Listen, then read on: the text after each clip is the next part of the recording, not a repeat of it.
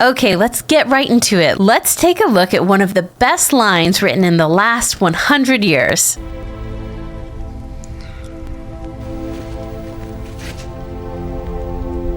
I wish the ring had never come to me.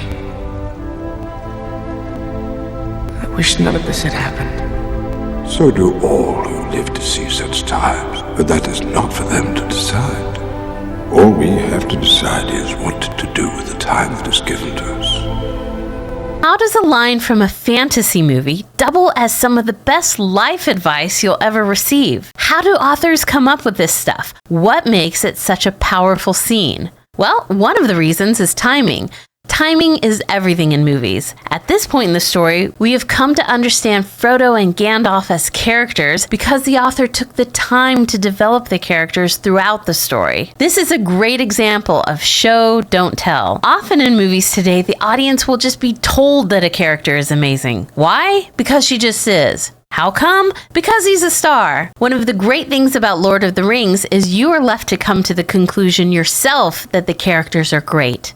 The larger, more relevant reason this line is so powerful is because even though it's a line in a story, its meaning originates in reality. The thing about fiction is it is written by people. And when we see fiction or a fantasy, what we are really seeing is the writer. We're seeing their thoughts, their opinions. We're seeing what they wish was true, the things they hope would happen. We're seeing their fears. We're seeing their regrets. We're seeing the ideas that make up a person but aren't advertised on a day-to-day basis. We all have them. These are the deeper thoughts that we don't share on a daily basis because there's no reason to, or at least no opportunity to. We see all of this wrapped up and presented through made-up characters in imaginary worlds. And that's where all of these previously hidden beliefs and experiences take shape. And what experiences J.R.R. Tolkien had. I say this with a touch of envy and zero flattery. J.R.R. Tolkien had an incredible mind, and he also lived through extraordinary times. From his earliest memories, Tolkien claims there was never a time he was not building fictional languages. Tolkien was a philologist from the start and enjoyed studying the origins of languages and making up his own. This, combined with his love of literature, came together slowly over time to create many different stories, culminating in The Lord of the Rings. The Lord of the Rings was written in Tolkien's 40s, and before that, he was having the life experiences that would shape and mold his worldview and would be reflected in his stories. Tolkien was 23 years old when he and his peers served in the British Army in World War I. I think people today, especially young people, don't have a true appreciation for the impact that war has on a person. And in many ways, this is a good thing because to truly understand it is to experience it, and we don't want that.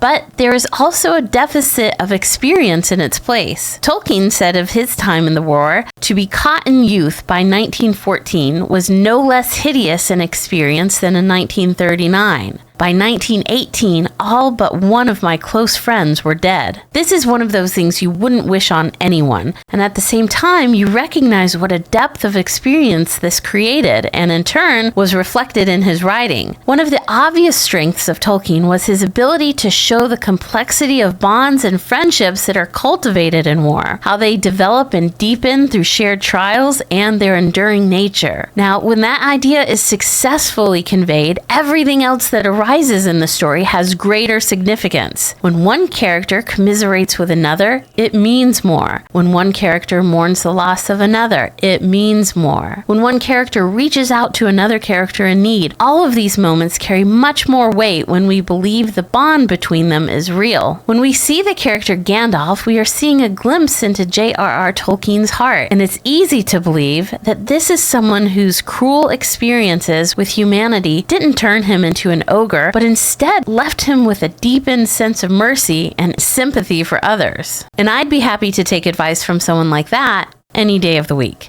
Thanks for watching.